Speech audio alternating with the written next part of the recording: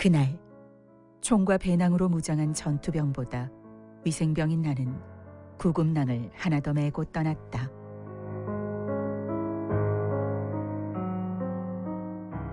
구급낭 속에는 압박붕대와 솜, 거즈, 지혈대, 그리고 항생제와 아스피린, 지사제 등 알약과 소독, 핀셋 등 간단한 기구까지 챙겨두었다.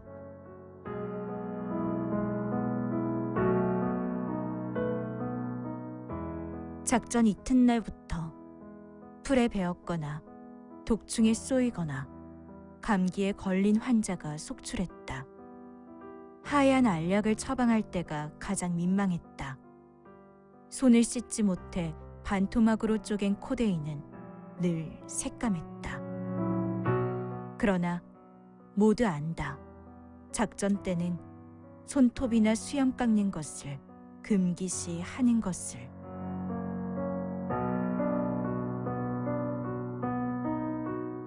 나는 손톱을 깎았다. 이판사판 깎아버렸다. 소대원들이 수군거렸다. 바로 그 시간 엄청난 일이 일어났다. 작전 철수다. 갑작스레 내려온 상부의 전통에 축제처럼 서로 얼싸안았다.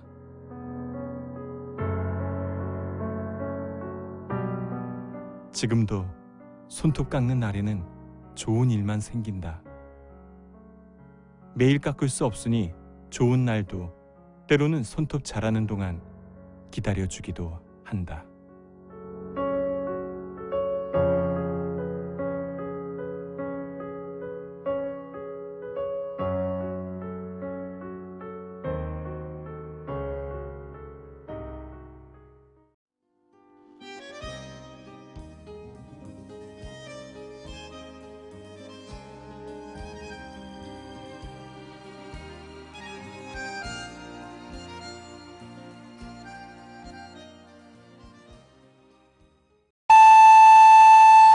지금부터 똑솔라 방송이 시작됩니다. 이 프로그램은 남녀노소 누구나 참여할 수 있는 문턱 없는 낭독 전문 방송입니다. 성북마을 미디어 지원센터, 성북마을 TV, 목소리 예술 실험실이 함께합니다.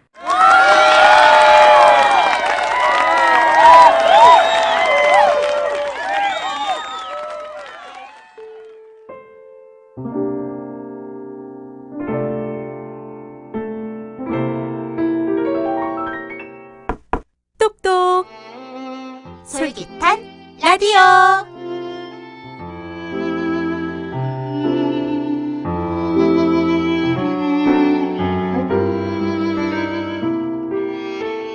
한국 소설 황순원의 비바리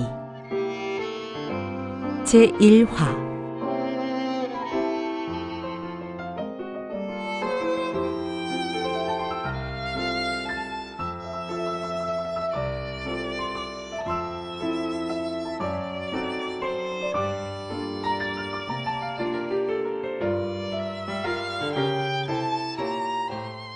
바다 위에서 보면 제주도란 그저 하나의 커다란 산으로밖에 보이지 않는다. 배를 타고 저쪽 바다 한끝에 엷은 보랏빛으로 채색된 윤곽이 하나 얼룩질라 치면 아, 제주도다 하고 소리들을 지르는 것이지만 기실 그것은 섬이라기보다는 오른쪽에다 큰 봉우리를 두고 왼쪽으로 낮은 봉우리를 연이어 놓은 하나의 크나큰 산이란 느낌밖에 주지 않는 것이다. 제주도란 곧 한라산 그곳으로 된 화산도인 것이다. 여러분은 지금 남녀노소 누구나 참여할 수 있는 열린 방송 똑솔라와 함께하고 있어요. 자연포구나 촌락도 거의 모두가 한라산 기슭이자 바닷가에 붙어있게 마련이다. 그래도 제주읍만이 산기슭에서 퍽이나 떨어진 평지에 있다는 인상을 준다. 그러나 이것도 따지고 보면 한라산 기슭이 이쪽으론 가장 완만스러이 흘러내려 왔다는 것뿐이다. 읍 바로 잔등이 언덕과 고개요. 이 언덕과 고개가 그대로 골짜기를 이루면서 한라산 봄봉우리 밑까지 주름 잡혀 있는 것이다. 봄봉우리는 웬만한 날에는 대개 머리에다 구름이나 안개를 휘감고 있다. 이만큼 크고 높은 산이면 을의 고를 따라 물이 흐를 법도 하건만 한라산은 달랐다. 제주도에 물이 귀할 수밖에 없다. 흔히 제주도에서 아이들이 대로 엮은 구덕이라는 바구니 속에 허벅이라는 물항아리를 지고 다니는 걸 본다. 어디서나 물을 보기만 하면 여기 퍼담게 마련인 것이다. 여러분은 지금 똑솔라 방송을 듣고 계십니다. 이러한 제주도에서 서귀포만이 예외였다. 한림이나 모슬포나 그 밖의 다른 포구와 촌락들처럼 산기슭에 붙어있는 것만은 마찬가지다. 도리어 어느 포구보다도 더 산기슭에 바로 붙어있는 갯마을인 것이다. 그런데 이곳만은 다른 데서 볼 수 없을 만큼 물이 흔한 것이다. 맑고 깨끗한 산골짝 물이 여러 갈래로 나뉘어 집 뒷모퉁이를 돌아 마당길을 스쳐 제법 돌물소리까지 내면서 흐른다. 이 물이 마을 뒷곁 섭벽에는 목물터를 들이워놓고 바다에 면한 돌벼랑에 이르러서는 그대로 작은 폭포를 이루어 밑에다 물 한 개를 피우기까지 하는 것이다. 여러분은 지금 똑솔라 방송을 듣고 계십니다. 준이가 어머니와 함께 제주읍에서 서귀포로 옮겨온 것은 일사후퇴를 한 그의 여름철이었다. 본디 준이는 음식을 가려먹는 버릇이 있었다. 그래서 그런지 20살이 지난 오늘날도 목덜미가 소녀 모양 희었다. 이 준이가 또 곧잘 물을 탔다. 일사후퇴 때 배편이 수월하다고 해서 어머니와 같이 인천에서 탄 배가 부산에는 들르지 않고 제주도에 대었을 때 첫째 준이를 괴롭힌 것이 이 물이었다. 몇 번이나 몸에 두드러기가 돋쳐 살갗이 벗겨지도록 소금으로 문질러야만 했다.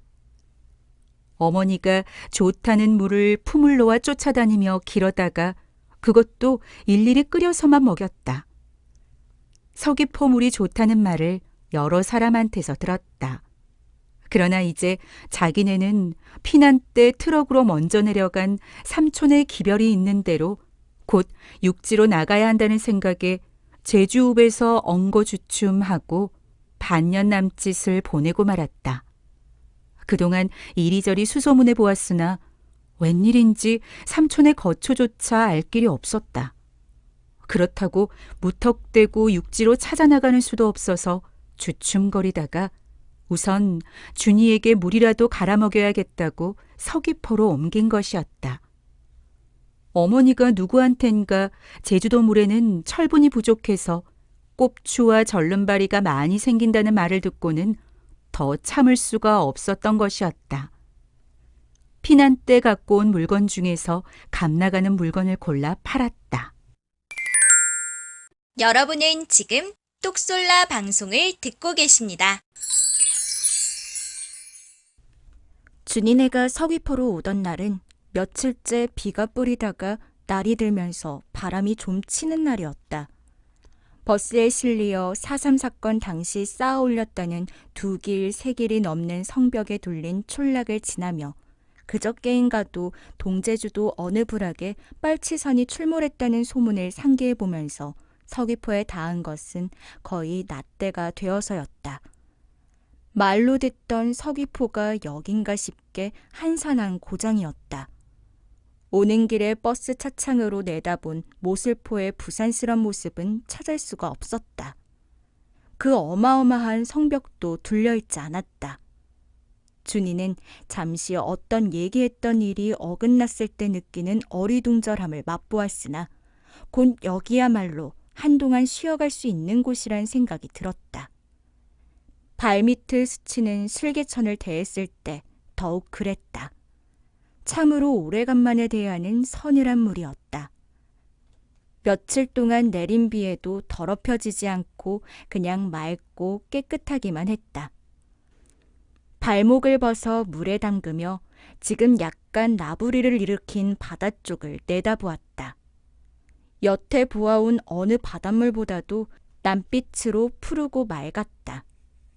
무심코 고개를 돌리니 한라산 봉우리에는 바람에 밀려오다 걸린 구름으로 해서 서북 쪽은 흐리고 이쪽 동남쪽은 파란 하늘이 호수 모양 그대로 드러나 있었다.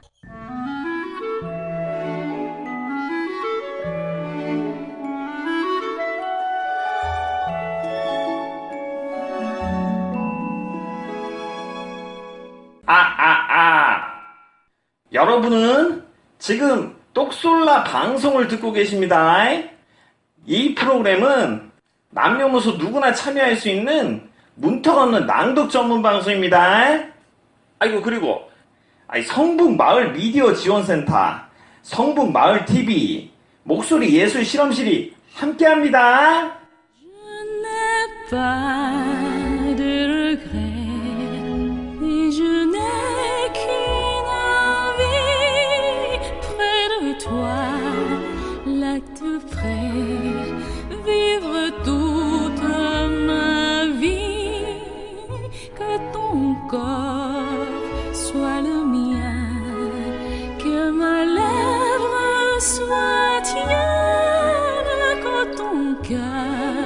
Sois le mien et que toute ma chair soit tienne. J'ai compris ta détresse, cher amoureux, et je cède à tes vœux. Fais de moi ta maîtresse, loin de nous.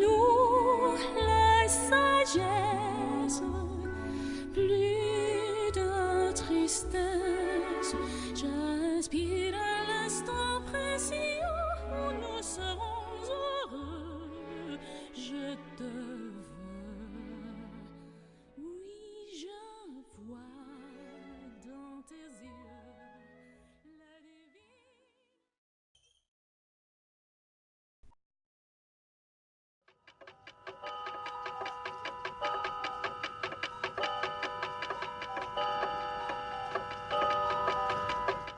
요즘은 이 닦는 법을 다시 배웁니다. 하루 3번 3종 기도처럼.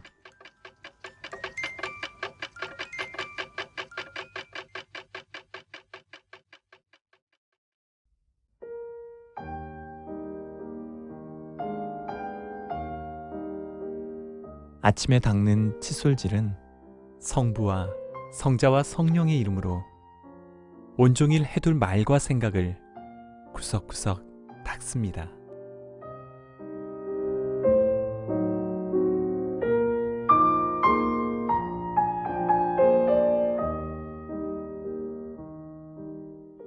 점심때 닦는 칫솔질은 생각 없이 불쑥 튀어나온 독설과 이빨 사이 낀 악담을 닦고 파냅니다. 어쩌다 부러진 이쑤시개의 분노와 마주칠 때는 이내 거품을 물고 있는 후회로 양치질을 한 번 더 해둡니다.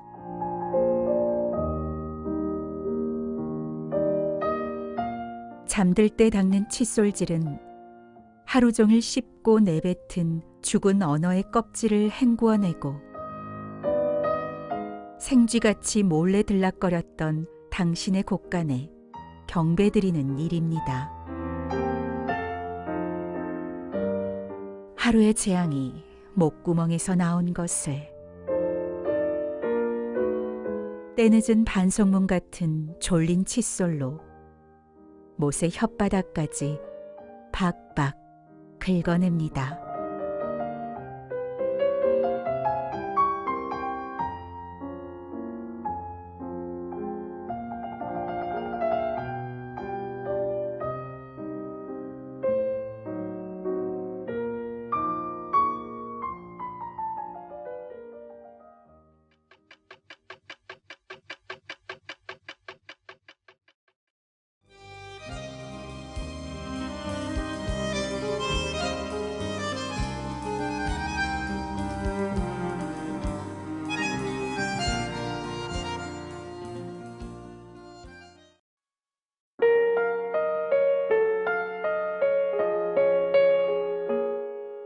소설로 읽는 시.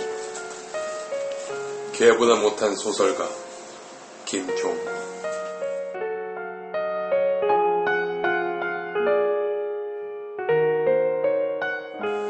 할망, 그게 기억나?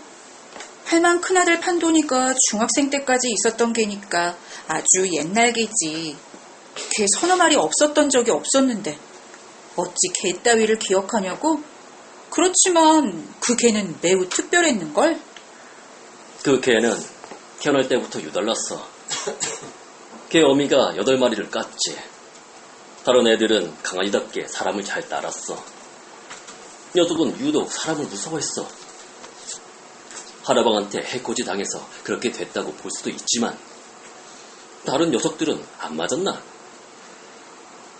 하라방이 강아지들을 공처럼 차댔잖아.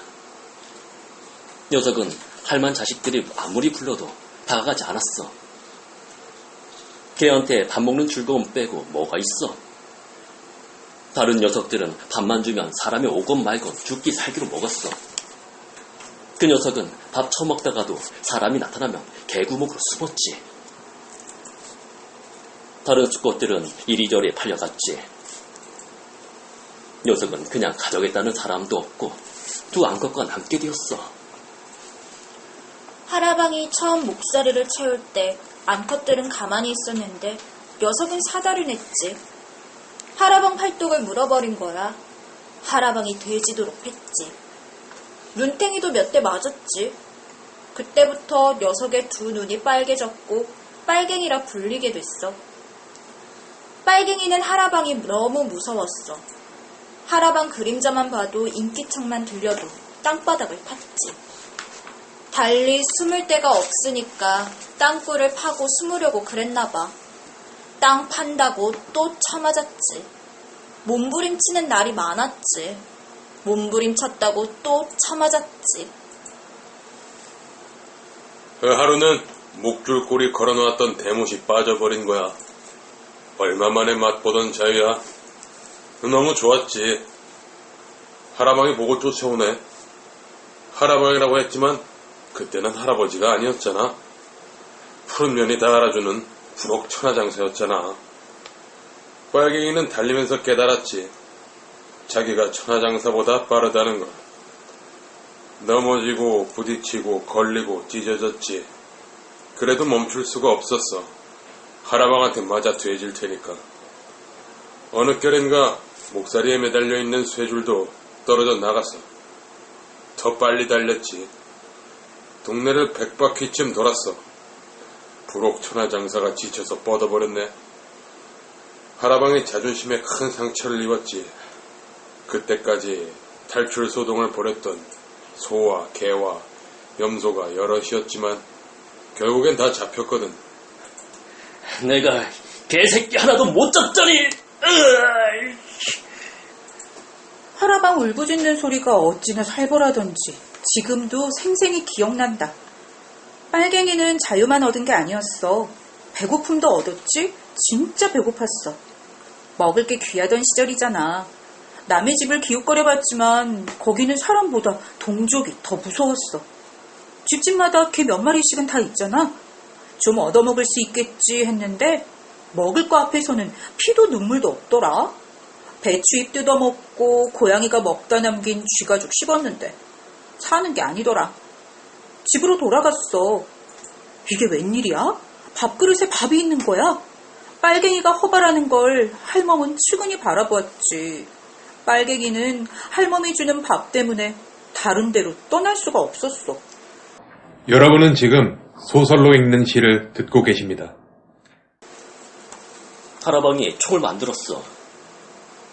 어디서 총 만드는 법을 배운 건지 모르겠지만 원래는 화약 터쳐서 소리만 크게 나는 거였거든.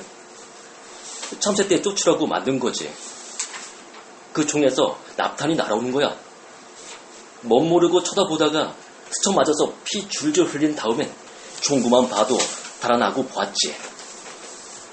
하라방도 참 즐기더만. 탄광 다니고 농사 짓고 그 피곤한 사람이 모처럼 쉴 때 푹 쉬지. 자식들 다 동원해서 쫓아다니냐? 이제 기억났구나. 바로 그게. 결국 잡혔지 뭐. 하라방이 치사하게 개밥에다 쥐약을 탔지 뭐야. 녀석이 대단한 게 쥐약을 먹고도 안 죽었다? 녀석이 살아나니까 하라방이 쌓였던 화가 되살아 폭발해서 죽을 때까지 팼어. 쥐약 먹인 게라 보신탕거리도 못쓰게 생겼다고 아까워하면서. 죽은 줄 알았는데 빨갱이가 살아난 거야. 두 눈이 더 빨개져서. 에이, 목숨 한번 즐긴 놈이네.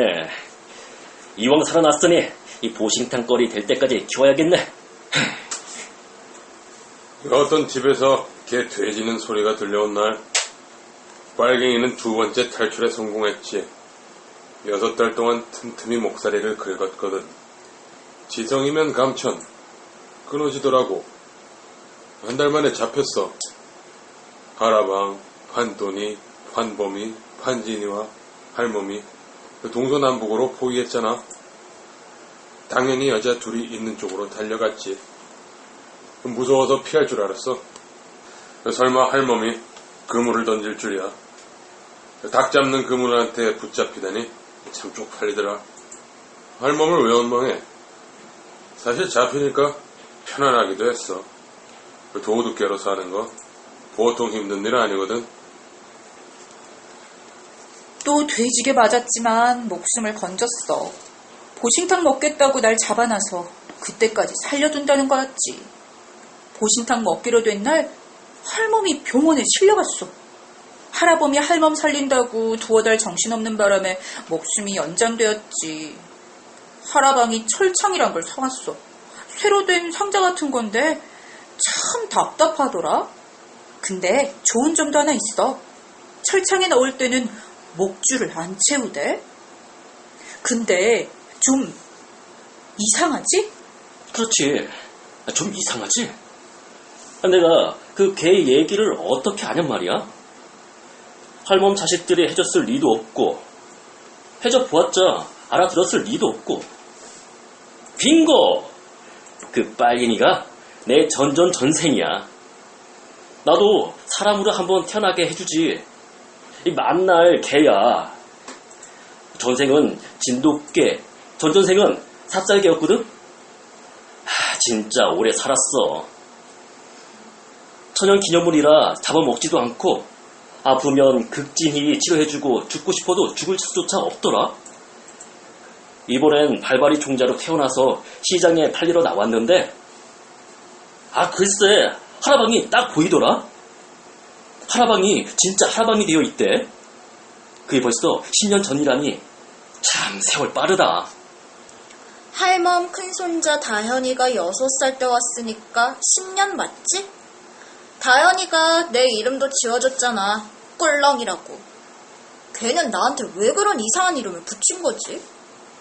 10년 전에 다현이랑 나랑 친구 같았는데 난 너무 늙고 걔는 청소년이라 이제 말이 안 통하더라. 자주 오지도 않고. 다현이는 왜 이렇게 자주 안 와? 옛날에 한 달에 한 번씩 오던 요새는 석 달에 한 번이나 오나 마나 하네. 판돈이는 나이가 들수록 불효한데? 할멈이 손자보는 나보고 사는 건데. 판돈이 걔는 왜 소설 갖다이가 돼서 할멈을 괴롭게 하니? 왜 저번엔 내 꿈속에 찾아와서 지저대더라. 할멈 꿈에 들어가야 하는데 번지수가 틀렸나봐. 어머니는 통화할 때마다 묻습니다. 힘들지? 얼마나 힘드니? 운동도 해가면서 해라. 어머니, 사실 힘듭니다. 예, 힘듭니다. 라고 대답한 적은 없지만 힘듭니다. 그런데 이 힘든 것이 아무 일도 안 해서 힘든 것이에요. 그게 답답합니다. 무슨 일을 해서 몸과 마음이 피곤해져야 힘든 것이잖아요. 그런데 저는 아무 일도 안 하고 있습니다. 아무 일도 안 하고 있다는 것이 견딜 수 없이 괴롭습니다. 예, 일거리가 없습니다. 강의도 없고 원고 청탁도 없고 심사의뢰도 없고 아무것도 없습니다. 아무 일거리도 없을 때 저의 진짜 일을 해야 합니다. 일거리가 있을 땐 내 일을 못하니까요. 그런데 진짜 일이 안 되는 거예요. 아무도 방해하지 않고 시간도 많은데 일이 안 돼요. 저의 동료 중에는 기계처럼 일하는 이들이 있습니다. 그들의 하루는 계획적입니다. 몇 시부터 몇 시까지는 뭘 한다. 그 시간 동안 30에서 50장을 쓴다. 그리고 그들은 자신과의 약속을 준수합니다. 기계처럼. 여러분은 지금 소설로 읽는 시를 듣고 계십니다. 저는 학생들에게 기계처럼 쓰는 것은 매우 어려운 일이라고 말해왔습니다. 기계처럼 쓰는 작가들의 글에서는 그래서 영혼이 없다고.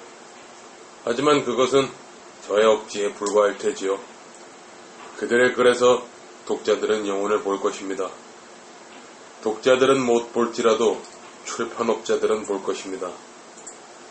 그러니까 그들은 그렇게 계속 쓸 수가 있고 쓴 것을 바로바로 책으로 묶어낼 수 있는 것이지요. 책이 아니더라도 SNS에 방출할 수가 있지요. SNS가 뭐냐면 그런 게 있어요, 어머니. 저야말로 영혼 없는 글을 쓰는 것이겠죠. 제 글은 아무도 보지 않으니까요. 글쎄요. 누군가는 볼 수도 있겠죠. 하지만 누군가 내 글을 보고 뭔가 느끼고 있다는 것은 계량화되지 않는다면 아무도 안 보는 것과 마찬가지일 테죠. 제 글은 팔리지도 않습니다. 제 글이 좋다고 말해주는 평론가도 없습니다. 그러니 격려의 상징인 상을 받을 일도 없죠. 제 글을 원하는 지면도 없습니다. 문예지도 신문도 각종 잡지도 SNS도 출판사도 저에게 글을 달라고 하지 않습니다. 아마 제 글에 영혼이 없기 때문일 것입니다. 누군가도 올리지 못하는 글을 쓰고 있기 때문일 것입니다. 아버지와 어머니는 지금도 무슨 일인가를 하고 계시겠지요. 틈틈이 쉬기는 하시겠지만 종일 일하고 계십니다. 거의 모두가 그럴 것입니다. 백수들도 뭔가는 하고 있을 것입니다. 공부를 하든 시간을 때우든 저는 아무것도 안 하고 있습니다. 못하고 있는 건지 안 하고 있는 건지 저도 모르겠어요. 밤에는 시간을 때우기 위해서 아무 생각 없이 텔레비전을 봅니다. 낮에는 그러지도 못합니다. 텔레비전을 틀어놓기는 하지만 제대로 보지는 않습니다. 항상 뭔가를 쓰고 싶어 하지만 쓰지 못하고 있을 때가 태반입니다. 저의 일에는 영혼만 없는 게 아닙니다. 목적도 없습니다. 예전에는 목적이 많았습니다만 이젠 목적을 찾기 힘듭니다. 예전엔 사명감이라는 것도 있었습니다. 소설이 인류에게 뭔가 기여한다고 믿었었지요. 이젠 소설 나부랭이에 대해서 아무런 희망도 갖고 있지 않습니다. 어떤 출판업자가 내게 했던 것처럼 이걸 왜 읽어야 할지 모르겠는 그것을 쓰고 있는 것뿐입니다. 차라리 욕망이라도 있으면 좋겠는데 욕망도 부족합니다. 제 글이 팔릴 거라는 기대, 영화나 드라마 판권으로 팔릴 수 있을 거라는 욕심, 문학상을 받으리라는 희망 모두 사라졌습니다. 현실을 직시하게 된 거죠. 그러니 일하기가 힘듭니다. 즐거움이 없더라도 보상이나 결과가 따라주어야 일이지 않습니까? 제 일에는 아무런 즐거움도 보상도 없습니다. 결과도 없습니다. 일을 했다는 사실, 소설 쓰기 따위가 감히 일이라 할 수 있다면요. 그것밖에는 없습니다. 일을 했다는 만족감, 그거 하나라도 얻기 위해서는 일을 해야 하는데 기계처럼 글자를 찍어야 하는데 그게 잘 안 됩니다. 마트 계산을 하는 아내가 부럽기조차 합니다. 어쨌든 아내는 종일 일하고 그 대가로 돈을 버니까요. 아내가 어깨와 팔목과 손가락이 욱신거린다고 파스 타령, 안마 타령하는 것이 부럽습니다. 밤새 뒤척이며 피곤해하는 것을 시샘합니다. 어머니, 제가 세상을 너무 두려워하는 것 아닐까요? 저도 육체 노동자가 될 수 있지 않을까요? 세상에는 제 몸뚱이로 할 수 있는 일이 하나쯤은 있지 않을까요?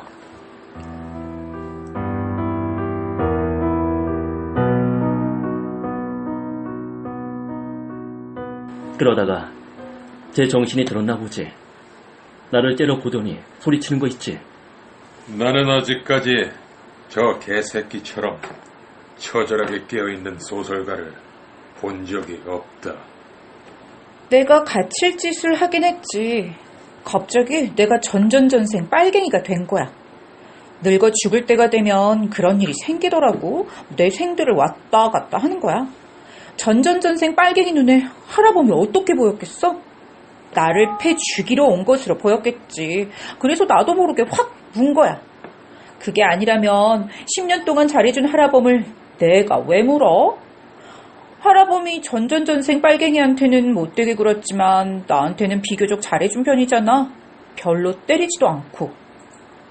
내 실수를 인정해. 하지만 그렇다고 철청에 가두다니. 10년을 살면서 난 철청에 한 번도 갇혀 산 적이 없어. 다른 개들은 강아지 때부터 팔리로 갈 때까지 철청에서 살았지만 난 언제나 바깥마당 은행나무 밑에서 살았어. 거기가 내 집이야. 처음부터 철청에 살았다면 이해하겠어. 바깥에 살다가 철청에 살면 미친다고. 제발 할아범한테 말 좀 해줘. 내 집으로 돌아가고 싶어. 철장에서 내보내줘. 다시는 안 물게. 할아범이 요새는 할멈 말을 아주 가끔은 듣기도 하잖아. 우리 불쌍한 발발이. 10년을 컸는데도 씨리 빗자루만큼도 못 큰 발발이. 다 늙어서 골골하는 발발이. 우리 장손 중마고 발발이. 철창에 가둬 키우는 것 좀 가혹하잖소. 이렇게 얘기 좀 해줘. 응? 나 정말 못 살겠어. 철장에서는. 밥 안 줘도 되니까 제발 나가게 해줘.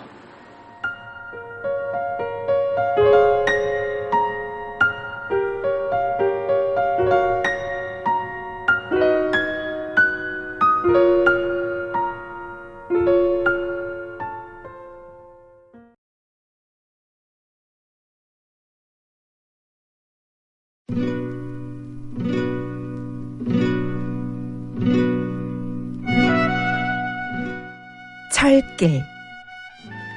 김정환.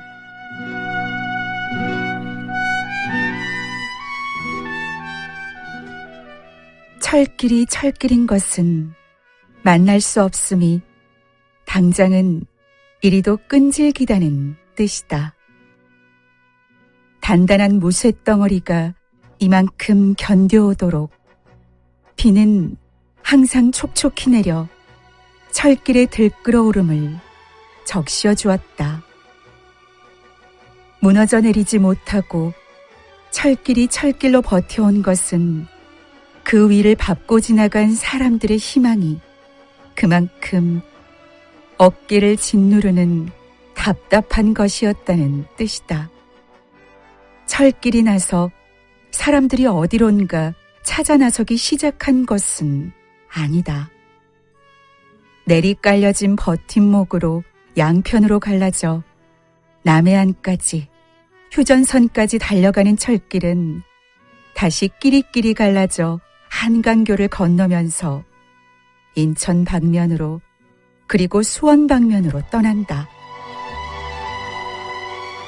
아직 플랫폼에 머문 내 발길 앞에서 철길은 희망이 항상 그랬던 것처럼 끈질기고 길고 거무튀튀하다.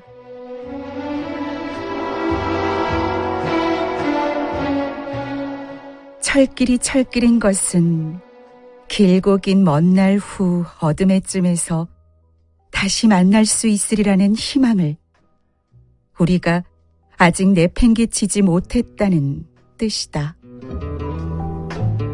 어느 때 어느 곳에서나 길이 이토록 머나먼 것은 그 이전의 떠남이 그토록 절실했다는 뜻이다. 만남은 길보다 먼저 준비되고 있었다. 아직 떠나지 못한 내 발목에까지 다가와.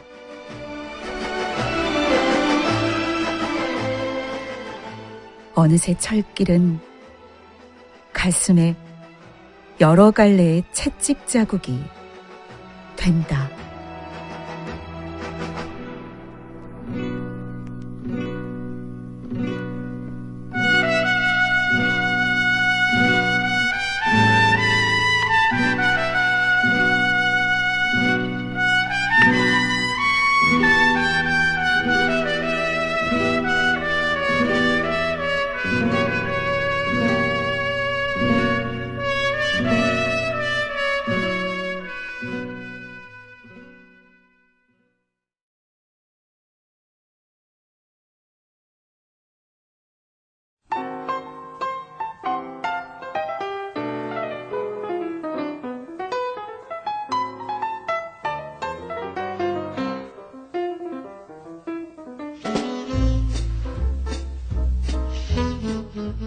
여러분은 지금까지 똑솔라 방송을 들으셨습니다. 이 프로그램은 남녀노소 누구나 참여할 수 있는 문턱 없는 낭독 전문 방송입니다.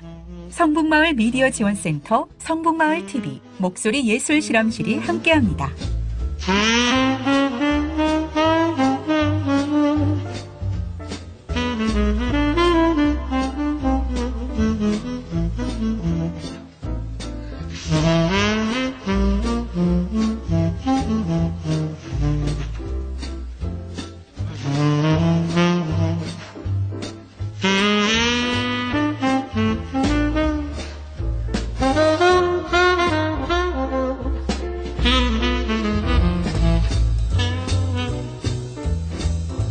Thank you.